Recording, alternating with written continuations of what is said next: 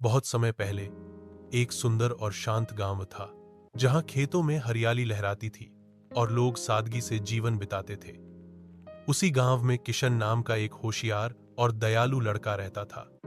किशन के माता पिता किसान थे और उसने भी बचपन से ही मेहनत करना सीख लिया था।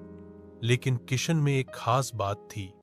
वह इंसानों के साथ साथ प्रकृति, जानवरों और पक्षियों से भी गहरा लगाव रखता था। एक दिन जैसे ही सूरज की पहली किरणें आकाश में फैली, किशन जंगल की ओर लकड़ियां बटोरने निकल पड़ा।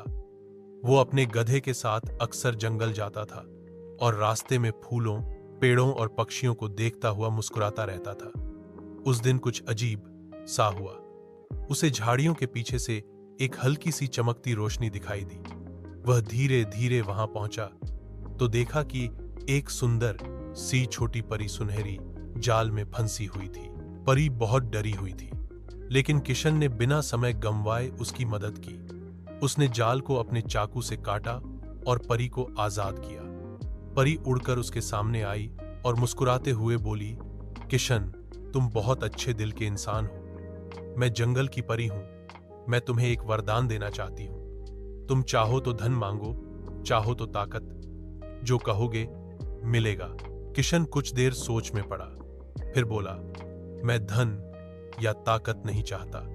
मैं बस चाहता हूं कि मेरा गांव हमेशा हरा भरा रहे, किसी को भूखा न रहना पड़े और जंगल सुरक्षित रहे। परी उसकी बात सुनकर बहुत प्रभावित हुई। उसने कहा, तुम्हारा दिल बहुत बड़ा है किशन। तुम्हारी निस्वार्थ भावना के लिए मैं तुम्हारे गांव को एक वरदान देती हूं। यहां कभी अकाल नहीं पड़ेगा, नदियां हमेशा बहती रहेंगी और हर साल अच्छी फसल होगी। जब भी तुम्हें मेरी जरूरत हो, बस मेरा नाम लेना, मैं आ जाऊंगी। इसके बाद परी एक रोशनी में बदलकर आकाश में गायब हो गई। वक्त बीतता गया और किशन का गांव सचमुच समृद्ध होता गया।